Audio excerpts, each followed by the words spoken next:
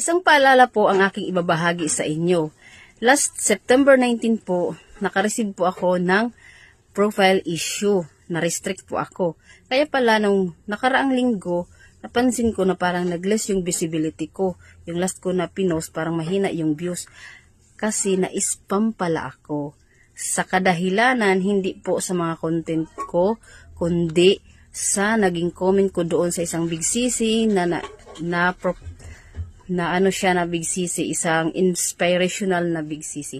Ganito po, yung comment ko, hindi ko pala napansin na parehas doon sa nag-comment na nauna. So, ako yung naparusahan kasi ako yung huling nag-comment doon kaysa sa nauna na parang ginaya ko daw.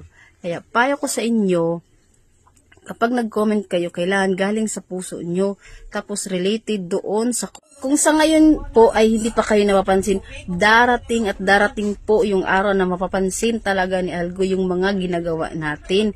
Yung pag-comment, yung mga floods like, ngayon mapapansin po talaga yan, kaya magdoble ingat po tayo. Kaya po, ayaw nyo po na ma-spam, ma-restrict, ayusin po yung pag-comment natin. At sa pag-comment din po, dapat related talaga doon sa content ng isang content creator. Hindi yung count me in, let's go, enjoy.